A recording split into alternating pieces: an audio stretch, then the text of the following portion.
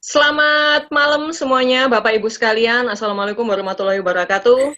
Waalaikumsalam Waalaikumsalam warahmatullahi Selamat wabarakatuh. malam Bu Eli. Ini mohon maaf ya, mendekati waktu jam makan malam ini. Ini kira-kira masih semangat atau sudah merasa lapar atau bagaimana Bapak Ibu? Ya, masih lapar. Semangat, Bu. Semangat pagi Bu Anis. Semangat tapi. Semangat. Semangat ya. Tetap semangat. Oke, siap-siap. Pak Waga gimana? Sudah ini masih semangat atau udah mulai kelaparan, Pak? Semangat Bu, cuma laparnya Semangat masih. Apa?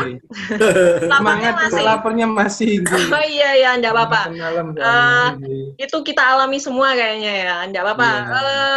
Kalau begitu segera aja kita mulai ke pembahasan topik. Tapi sebelum kita membahas topik, mungkin saya akan menunjuk salah satu anggota peserta. Ini kebetulan saya periksa sudah lengkap semua kan ya. 4 anggota sudah berkumpul semua. Terima kasih atas partisipasinya, sudah mau berkumpul tepat waktu. Dan kemudian untuk memimpin kegiatan pada malam hari ini, mungkin saya minta bantuannya kepada Bu Ani untuk memimpin doa, nggih, supaya diberikan kelancaran ketika memberikan materi ini. Ya, monggo silakan Bu. Ya Bu Eli, selamat malam Bapak Ibu. Sebelum kita memulai acara, apa baiknya kita berdoa menurut tradisinya masing-masing agar apa yang kita lakukan berjalan dengan lancar dan membawa manfaat untuk kita. Berdoa dimulai.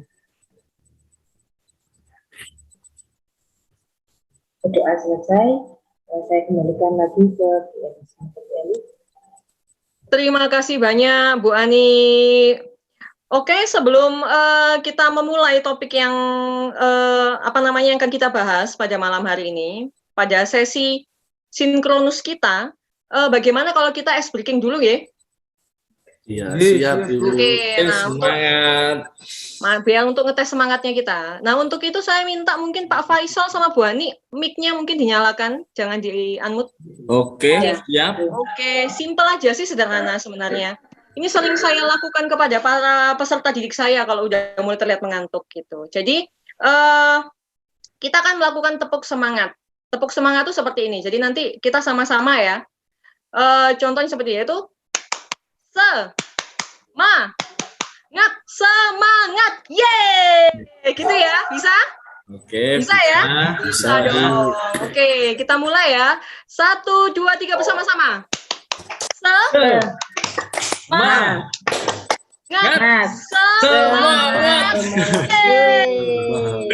Ulang lagi sekali lagi, biar tambah semangat. Oke, 1, 2, 3. Semangat.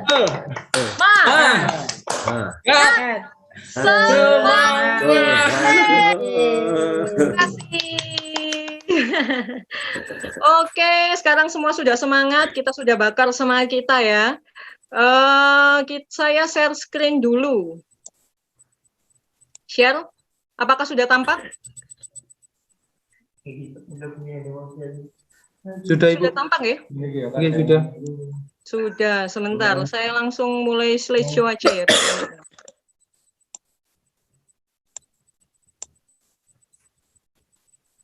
Nah, sip.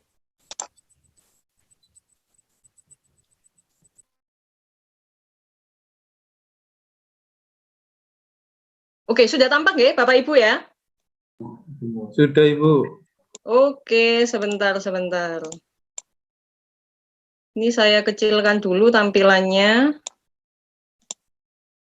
Nah, untuk materi atau topik kita pada sinkronus malam hari ini adalah kita akan membahas tentang capaian layanan. Begitu. Jadi, kalau mungkin teman-teman Bapak Ibu sekalian, rekan-rekan Bapak Ibu sekalian, kalau di mapel lain yang bukan BK itu namanya capaian pembelajaran. Tapi kalau di BK itu namanya capaian layanan. Nah, sebelum kita mau membahas, kita kesepakatan dulu bahwa yang pertama kita menghargai pendapat semua peserta. Di sini tidak ada salah benar ya. Jadi kita di sini belajar bersama untuk berproses. Jadi kita hargai masing-masing pendapat satu sama lain. Yang kedua, satu berbicara, kemudian semua mendengarkan. Ketiga, ketika ingin berbicara pertanyaan, ketika ingin menjawab pertanyaan atau bertanya, silakan untuk menuliskan pesan di kolom chat terlebih dahulu. Tapi ini Yang untuk poin nomor 3 ini mungkin langsung aja nggak apa-apa ya. Jadi langsung insidental aja, langsung aja. Karena sepertinya saya kesusahan ini untuk kalau misalnya ngelihat kolom chatnya seperti itu. Jadi untuk nomor 3 kita kesampingkan aja, kita pengecualian. Nah, yang keempat adalah bersedia ditunjuk untuk menjawab pertanyaan ataupun nanti ketika sharing pengalaman, gitu ya. Kemudian lanjut, nah capaian layanan. Untuk apa sih kita membahas tentang capaian layanan? Nah, melalui kegiatan sinkronus kita malam ini, kita akan mengenal, kita diajak untuk mengenal lebih dalam tentang konsep capaian layanan dan penerapannya dalam layanan bimbingan konseling di sekolah. Jadi kita akan tahu seperti apa sih konsep-konsepnya. Seberapa penting sih capaian layanan ini dalam penerapannya di layanan bimbingan konseling di sekolah terkait dengan implementasi kurikulum di sekolah penggerak, seperti itu ya.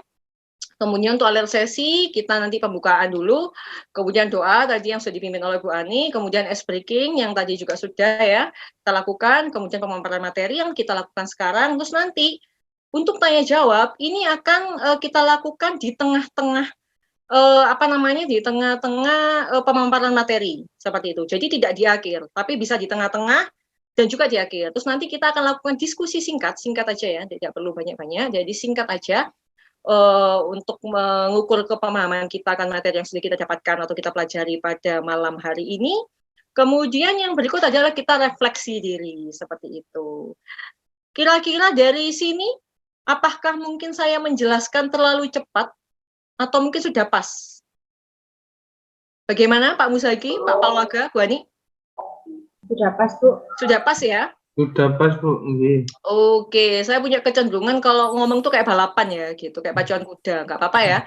Oke, nanti kalau misalnya, interupsi aja kalau tiba-tiba terlalu kecepatan. Oke, lanjut.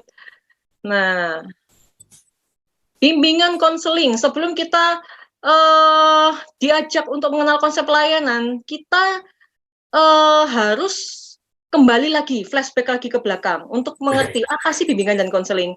Tapi saya yakin Bapak Ibu sekalian sudah memahami bahwa ini merupakan dasar bagi kita semua, di mana bimbingan konseling itu ilmu terapan yang muncul dan berkembang untuk merespon tuntutan kompleksitas kehidupan masyarakat. Dan bimbingan konseling itu ada integral. Jadi integral dalam satuan pendidikan. Jadi kita itu merupakan komponen pendukung dalam keterlaksanaan dalam satuan pendidikan di sekolah. Yang tujuannya adalah memaksimalkan perkembangan potensi individu. Kemudian yang kedua, nah ini tujuan umum. Tujuan umum itu mengembangkan peserta didik untuk mencapai kemandirian. Nah, karena ini kaitannya dengan sekolah penggerak, maka di sini adalah kemandirian untuk menjadi pelajar Pancasilais. Sehingga secara umum tujuan bimbingan dan konseling adalah untuk membantu peserta didik atau konseli agar dapat mencapai kematangan dan kemandirian dalam kehidupannya serta menjalankan tugas-tugas perkembangannya yang mencakup aspek pribadi, sosial, belajar, dan karir secara utuh dan optimal. Kalau tujuan umum ini tidak lepas sebenarnya dari tujuan pendidikan nasional ya. Tidak lepas dari tujuan pendidikan nasional. Nah, ada di slide berikutnya. Jadi di mana tujuan pendidikan nasional itu untuk mengembangkan potensi peserta didik. Jadi agar bisa menjadi manusia yang beriman, bertakwa pada Tuhan Yang Maha Esa ya, berakhlak mulia, sehat, berilmu, cakap, kreatif, dan mandiri serta menjadi warga negara yang demokrasi serta bertanggung jawab. Kemudian ini juga sejalan dengan visi misi Kementerian Pendidikan dan Kebudayaan tentang profil pelajar Pancasila. Jadi untuk pembahasan kita kali ini selalu erat kaitannya dengan tujuan pendidikan nasional dan visi misi terkait dengan pembentukan pendidikan karakter, terbentuknya pendidikan karakter yang sesuai dengan profil Pancasila. Tentunya Bapak Ibu kemarin kita sudah sempat mengetahui ya di awal-awal bahwa salah satu profil Pancasila itu ciri utamanya adalah berakhlak mulia, kebinekaan global, bergotong royong, mandiri, kritis, dan kreatif. Seperti itu. Nah, sekarang pertanyaannya, bagaimana Bapak Ibu merumuskan tujuan layanan di sekolah? Nah, mungkin Pak Palwaga nih, yang mungkin kayak sudah mulai merasa lapar. Dari tadi usap-usap rambut. Gimana Pak? Gimana Pak? Untuk tujuan layanan saya, pencapaian layanan saya, itu memang kita kayak lihat dulu Bu, kondisinya siswa kita. Iya, betul. Pencapaian layanan kita. Jadi kita sebelum membuat capaian layanan, kita lihat dulu kondisi siswa kita seperti apa, membutuhkan seperti apa, gitu. Seperti itu, Ibu. Terima kasih Pak Palwaga, Ibu. betul sekali, betul. Jawabannya Pak Palwaga ini sangat tepat sekali ya. Jadi bagaimana kita sekalian merumuskan tujuan layanan BK di sekolah tidak terlepas dari yang namanya asesmen kebutuhan atau pemahaman tentang kebutuhan peserta didik seperti itu yang biasanya kita lakukan melalui teknik non-tes yaitu AUM, DCM, dan kawan-kawan. Nah, kemudian kita lanjut lagi untuk peran dan tugas bimbingan dan konseling, yaitu tadi, seperti yang tadi, yaitu membantu tercapainya tujuan pendidikan nasional dan khususnya membantu peserta didik atau konseli mencapai perkembangan diri yang optimal, mandiri, sukses, sejahtera, dan bahagia dalam kehidupannya. Seperti itu. Jadi sebenarnya kalau peran dan tugas ini tidak pernah lepas ya dari tujuan pendidikan dan visi misi. Nah, untuk konsep capaian layanan, akhirnya kita sampai ke konsep, pemahaman konsep. Ini banyak sekali, saya ringkas saja ya untuk penjelasannya. Jadi kalau untuk, ya itu tadi, kalau misalnya di guru mapel itu ada yang namanya capaian pembelajaran ya. Jadi ketika kita ingin, ketika kita melakukan sesuatu itu kan kita tentunya memiliki satu tujuan kan. Nah, satu tujuan tuh tentunya dirumuskan dalam suatu capaian-capaian yang harus kita raih seperti itu. Nah, kalau di mata pelajaran itu ada yang namanya capaian pembelajaran yang bentuknya yang merupakan dokumen utama. Seperti itu bagi setiap guru dalam rangka pengembangan kurikulum satuan pendidikan. Nah, kalau di BK itu yang namanya capaian layanan. Nah, kalau di pembelajaran, guru itu mengupayakan tercapai capaian pembelajaran melalui kegiatan belajar. Jadi supaya tercapai tujuannya itu tadi, bisa dilihat melalui proses kegiatan pembelajaran. Nah, kalau konselor itu dari mana? Nah, kalau konselor, itu karena kita utamanya itu melalui tugas perkembangan, sasaran kita adalah tugas ketercapaian tugas perkembangan peserta didik, maka kita memiliki bisa kita lihat melalui proses di mana kita melalui layanan tadi bagaimana kita bisa memandirikan peserta didik itu tadi seperti itu sehingga sementara untuk tenaga pendidik yang lain bisa membantu untuk menyediakan sarana dan prasarana seperti itu. Jadi semua saling berkesinambungan gitu ya. Kemudian tadi sudah dibahas ya, kalau bimbingan konseling itu bagian integral dan semuanya kalau untuk semuanya ini mengacu pada yang namanya SKKPD. Nah, itu tertuang dalam POP. Jadi POP itu jangan sampai hilang, Bapak Ibu sekalian.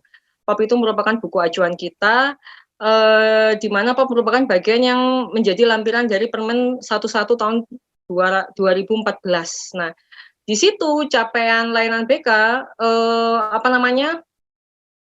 terinclude di situ seperti itu.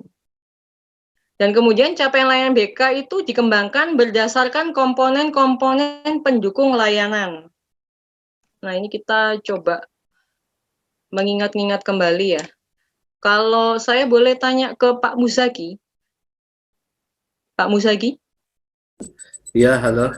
Iya, Ibu. Nah, ini kalau menurut Pak Musagi, apa saja komponen-komponen pendukung dalam capaian layanan? Menurut saya adalah layanan dasar, terus layanan responsif, terus layanan perencanaan individual, sama layanan dukungan sistem, Ibu. Betul. Terima kasih Pak Musagi atas jawabannya. Sama-sama, Ibu. Jadi sama ya. Jadi kalau untuk walaupun kita topiknya tentang capaian layanan, tapi komponen pada dasarnya itu selalu tetap sama, yaitu dukungan sistem, dasar, responsif, kemudian peminatan dan perencanaan individual seperti itu. Jadi tidak pernah berubah seperti itu.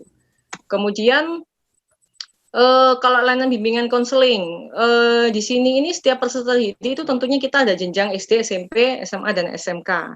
Ya tentunya masing-masing itu kan ya terkait seperti yang Pak Waga tadi jelaskan bahwa sebelum kita untuk ini kelayanan itu kita harus tahu dulu kebutuhannya apa. Nah kebutuhannya itu biasanya tidak lepas dari bakat, minat, kemudian kepribadian, kondisi fisik, dan latar belakang. Ini adalah kondisi supaya kita bisa tahu kebutuhannya itu tadi apa saja. Jadi masing-masing siswa itu memiliki karakteristik yang berbeda-beda seperti itu. Walaupun tujuan perkembangan yang dicapai umumnya sama pada setiap fase pencapaian seperti itu. Nah, fase ini nanti akan kita bahas setelah ini ya. Kemudian selanjutnya, nah guru bimbingan dan konseling dalam upaya membantu tercapai tujuan pendidikan nasional. Ini udah jelas ya, tadi sudah kita bahas juga. Khususnya membantu peserta didik atau konseling mencapai perkembangan diri yang optimal. Tidak pernah lepas dari pencapaian perkembangan diri yang optimal, mandiri, sukses, sejahtera, dan bahagia dalam kehidupannya. Jangan lupa dikaitkan dengan profil Pancasila. Sehingga oleh karena itu perlu berkolaborasi dan bersinergisitas kerja dengan guru mapel, pimpinan sekolah, dan komponen sekolah lainnya seperti itu untuk membantu kelancaran proses pengembangan peserta didik seperti itu ya. Kemudian, nah ini tugas perkembangan. Ada 10 ya, bisa Bapak Ibu lihat. Ini sebenarnya kita cuma mengingat-ingat kembali sih. Jadi kalau untuk memahami konsep capaian layanan, kita nggak akan pernah lepas dari yang namanya tujuan umum, kemudian komponen-komponen layanan, kemudian aspek-aspek, kemudian tugas perkembangan seperti itu. Nah, tentang aspek saya bisa minta tolong Bu Anik. Aspek-aspek dalam BK atau bidang layanan BK itu ada 4. Bisa minta tolong disebutkan Bu, apa saja? Bidang pribadi, sosial, belajar, dan karir. Oke, terima kasih Bu Ani. Nah, kita sudah paham tentang itu kayak merecall kembali ya ingatan kita. Nah, kita sampai di lingkup capaian layanan BK. Jadi begini, ini tampak ya kursor saya ya. Jadi tabel ini tampak ya, terima kasih. Tampak, jadi ini Bu. adalah, oke, terima kasih. Jadi ini adalah tabel contoh lingkup capaian layanan di jenjang SMP. Kita kan tadi 4 tuh, SD, SMP, SMA, dan SMK. Tapi ini adalah di jenjang SMP-nya, seperti itu. Jadi di sini ada aspek, ya kan? Ini aspek perkembangan. Nah, kalau aspek perkembangan itu ada banyak sebenarnya, aspek religius, perilaku etis, kematangan emosional, kembangan diri, kewirausahaan, dan kawan-kawan. Tapi yang di sini yang nampak cuma 4 aja ya. Nah, di sini, ini tadi adalah bidang layanannya, seperti yang Bu Ani tadi jawab ya, pribadi. Nah, disinilah posisi capaian layanannya, di mana peserta didik atau konseli dapat memahami, menerima, mengarahkan, mengambil keputusan, dan merealisasikan keputusannya secara bertanggung jawab. Jadi ini adalah aspek-aspek dan bidang layanan.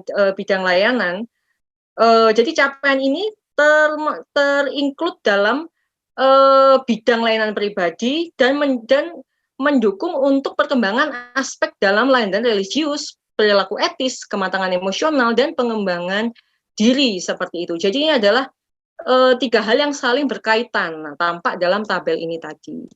Kira-kira jelas nggih? Jelas Ibu. Terima jelas, kasih. Bu Elis. Kita lanjut ya. Kemudian, nah kalau tugas perkembangan itu, tugas perkembangan kita langsung fokus di kotak kuning aja.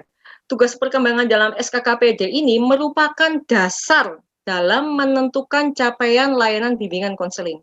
Makanya kenapa kok tugas perkembangan tadi saya tampilkan? Karena untuk menentukan capaian layanan, kita nggak bisa lepas dari yang namanya tugas perkembangan. Nah, kalau misalnya Bapak Ibu nggak hafal, bisa lihatnya di mana, Bu? Bisa lihatnya itu adalah di SKKPD di POP BK. Makanya POP BK-nya jangan sampai hilang, gitu ya. Kemudian deskripsi capaian layanan bimbingan konseling di satuan pendidikan. Ini. Nah, nanti bisa dipelajari. Nah, ini contoh ketika sudah di jenjang SMK. Nanti bentuknya kayak gini. Nah, di sini ada ini nomor 1, aspek perkembangannya hidup religius, ini well-being dimension-nya, kemudian ini dimensi tujuan hidup, memiliki tujuan, ini profil pelajar Pancasila ya, jadi ini yang diharapkan dari profil pelajar Pancasila, ini penguatan pendidikan karakter, ini capaian layanannya, dan ini adalah internalisasi tujuannya. Jadi ada 3. Jadi pengenalan, akomodasi, dan tindakan. Seperti itu. Mudah-mudahan dari tabel ini bisa memberikan gambaran yang jelas ya. Nanti kira-kira capaian layanan nanti kira-kira posisinya di mana, seperti itu. Dalam merumuskan suatu ini. Terus konsep capaian layanan, ini lebih ke deskripsi sih sebenarnya. Jadi alur pelayanan bimbingan dan konseling itu adalah rangkaian tujuan layanan yang disusun secara logis menurut urutan layanan, sejak awal hingga akhir suatu fase. Nah, alur ini disusun secara linear sebagaimana urutan kegiatan dilakukan dari hari ke hari. Apakah yang dimaksud di sini? Ini adalah bentuknya berupa RPL. Jadi pada akhirnya nanti, yang tadi kita buat tadi akan akan berkembang menjadi suatu produk, yaitu yang namanya RPL. Nah, RPL ini adalah dokumen nyata atau dokumen fisik dari capaian layanan, seperti itu. Jadi kita bisa melihat di situ, dan kemudian tujuan khusus BK ya. Jadi memahami, menerima, kedua merencanakan, ketiga mengembangkan, 4 menyesuaikan. 5 mengatasi hambatan, Bapak Ibu bisa baca sekalian. 6 mengaktualisasi diri secara bertanggung jawab. Ini bisa kita lihat semua sebenarnya dalam POBK ya. Ini kita cuma mengingat kembali saja. Kemudian, nah ini prinsip capaian layanan. Yang pertama, terukur dan spesifik. Yang kedua adalah fleksibel. Kemudian untuk terukur dan spesifik ini berarti berdasarkan hierarki tahapan konseptual, proses layanan, dan hasil layanan dapat digunakan untuk mendeskripsikan kemampuan siswa. Nah, kalau fleksibel, capaian pelayanan membawa perubahan dalam pendekatan yang berfokus kepada peserta didik atau konseli, seperti itu ya. Nah, ini hal-hal penting yang perlu diketahui. Yang pertama, capaian pelayanan ditulis dalam bentuk paragraf, sehingga keterkaitan antara pengetahuan, sikap, dan keterampilan itu nampak jelas. Karena pengetahuan, sikap, dan keterampilan itu yang akan kita ukur ya, seperti itu, sebagai satu kesatuan yang utuh dan tidak terpisahkan dalam layanan, dan menggambarkan apa yang akan dicapai oleh peserta didik di akhir layanan. Yang kedua adalah CP atau capaian layanan merupakan hasil integrasi tugas perkembangan dan rumusan kompetensi. Dalam hal ini adalah aspek perkembangan. 3, tahap-tahap internalisasi tujuan tidak lagi terpisah, tetapi satu kesatuan. Jadi nggak dipisah lagi Bapak Ibu, tapi jadi satu kesatuan. Dan yang keempat, ini mungkin belum dibahas secara mendalam ya. Jadi durasi setiap fase berbeda dalam setiap jenjang pendidikannya. Jadi fase ini untuk membedakan dengan kelasnya, karena peserta didik di satu kelas yang sama bisa belajar dalam fase yang berbeda, seperti itu. Jadi contohnya kalau fase itu misalnya kayak untuk SMA, itu SMA, SMK itu fasenya F, seperti itu. SMP fasenya E, seperti itu, kayak gitu. Terus kemudian yang kelima, apabila peserta didik kelas 5 masih harus belajar, nah ini contohnya ya, contoh yang untuk penjelasan dari yang nomor 4, masih harus belajar materi fase B, nah fase B ini kan untuk kelas 3 dan 4. Misalnya, maka guru bisa menggunakan materi untuk pelajaran di fase tersebut, seperti itu. Jadi sudah dibedakan berdasarkan fase-fase. Nanti ini jenengan bisa dengan jelas nanti mendalaminya melalui modul yang akan saya share di akhir pertemuan kita nanti ya, seperti itu. Dan yang selanjutnya adalah ini, fase dalam jenjang SD itu ada 3 Bapak Ibu. Jadi fase A itu kelas 1-2, fase B kelas 3-4, fase C kelas 5-6. Nah, kalau di jenjang SMP itu ada satu fase, yaitu fase D, dengan durasi 3 tahun. Nah, kalau untuk SMA atau SMK ya, itu fase E. Nah, fase E ini di kelas 10. Nah, kalau fase F itu kelas 11 dan 12. Nah, perbedaan durasi fase ini lebih didasari oleh alasan praktikal sebenarnya, bukan teoritis ya. Terus dengan fase ini diharapkan siswa memiliki banyak waktu untuk menjalani proses belajar, sehingga dapat mengupas konsep-konsep mempelajari keterampilan kunci, sehingga materi yang dihantarkan dengan eksploratif yang mendalam bukan hanya sekedar transfer pengetahuan, seperti itu. Terus sebelum sampai ke kesimpulan, kita udah mendekati akhir dari pembahasan materi kita. Bisa Bapak Ibu sekalian memberikan pendapat bagaimana pemahaman Bapak Ibu sejauh ini terkait dari pemaparan materi yang sudah saya berikan tentang capaian pelayanan. Mungkin bisa diwakilkan oleh Pak Palwaga dan Pak Riza. Pak Palwaga dulu deh, sambil saya catat jawabannya ini. Monggo Pak. Monggo, nggih. Untuk saya Bu ya, untuk masalah pencapaian itu memang langsung ke intinya saja. Kita kan langsung disuruh buat kayak RPL. Oh, nje. Kita disuruh buat RPL untuk rancangan-rancangan untuk bagaimana kita nanti melakukannya di kelas tersebut, di kelas 10, di yang fase E. Nggih. Oke, Kita mereka di membuat kelas 10 RPL. ya. Siap. Nggih, langsung ke intinya saja saya jawab. Oh, enggak apa-apa, enggak apa-apa. Ini sudah Iya. sangat baik sekali tapi jawabannya jenengan. Sip, sip, sip. Makasih. Kalau Pak, sama-sama Pak Palwaga. Kalau Pak Riza, monggo Pak. Oke Bu, untuk capaian layanan yang kami pahami terkait yang sudah dipaparkan sama Bu Elis tadi, berarti mengacu tetap Bu ya, nggak keluar dari POPBK ya. Betul, harus tidak keluar mengacu dari pada POP. itu, nggih. Kalau diganti dirangkum dengan capaian tujuan layanan gitu, nggak boleh tak Bu? Jangan Pak, itu sudah ada. Itu Oke, untuk pemberian nama itu sudah baku Bapak. Kecuali saya masuk di Kementerian Pendidikan mungkin bisa itu namanya Bapak saya terima. Aduh, mudah-mudahan amin ya Oke, Tuhan. terima kasih Bu Elis. Sama-sama. Biar RPP-nya jadi cuma 1 lembar nih. Betul apa-apa. Terima kasih. RPL-nya. Oke, makasih Bu Elis. Terima kasih banyak Pak Risa dan Pak Palwaga. Oke, kita masuk ke kesimpulan langsung ya. Jadi kesimpulannya tadi, kesimpulannya dari materi kita hari ini adalah dengan demikian, pentingnya pencapaian layanan di dalam kurikulum sekolah penggerak adalah setiap pendidik perlu mencapai tugas perkembangan secara optimal. Jangan lupa disesuaikan dengan tujuan pendidikan dan profil Pancasila ya. Kemudian agar memaksimalkan potensi peserta didik secara optimal dan agar dapat mencapai kematangan dan kemandirian dalam hidupnya serta mencapai tugas-tugas perkembangan yang mencakup aspek pribadi, sosial, belajar, dan karir yang secara utuh dan optimal seperti itu. Dan kemudian untuk refleksi diri sebelum kita beralih ke slide yang berkata thank you. Nah, saya ingin masing-masing bergiliran Bapak Ibu sekalian.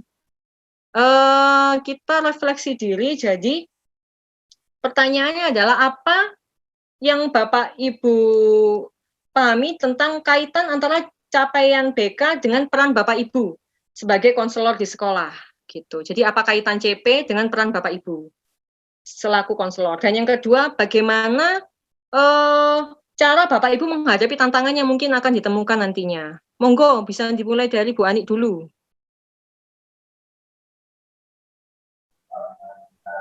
Terima kasih atas kesempatannya. Menurut saya kaitan CP dengan peran saya sebagai guru BK adalah CP ini sebagai panduan atau acuan saya yang akan digunakan untuk mengembangkan program layanan BK saya. Jadi agar sesuai dengan kebutuhan siswa itu, maka program harus mengacu ke capaian layanan. Kemudian tantangan apa yang dihadapi? Dengan kondisi anak-anak yang beragam, maka kita harus pintar-pintar mengkreasi layanan kita supaya memang tepat sasaran. Dalam arti layanan itu memang bisa menjawab apa yang menjadi kebutuhannya anak-anak. Terima kasih Bu Ani, ini jawabannya sangat bagus sekali ya. Terima kasih. Kemudian untuk Pak Muzaki, silakan Pak. Bapak Muzaki.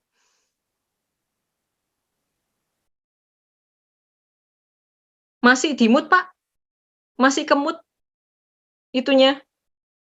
Belum nyala. Nah, aduh. Ya.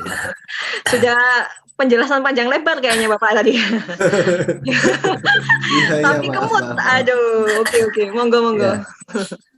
Menurut saya, manfaatnya bagi saya adanya capaian pelayanan ini adalah kita lebih tahu apa sih yang harus dicapai nanti ketika melakukan pelayanan gitu, agar perkembangan peserta didik bisa secara optimal gitu, baik potensi, bakat dan minatnya gitu.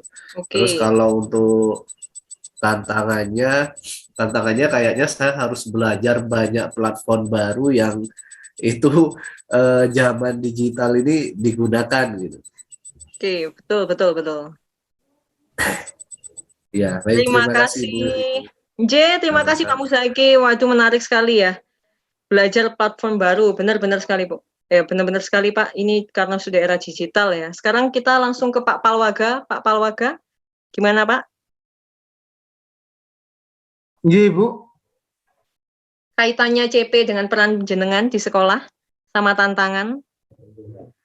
Oh, kalau untuk capaian layanan saya dengan sekolah saya yang di sini, ya alhamdulillah Bu, udah berjalan lumayan bagus juga. Tapi memang dalam siswanya masih kurang gimana ya Bu, kalau kurang memahami lah, kurang memadai juga itu untuk siswanya. Oke.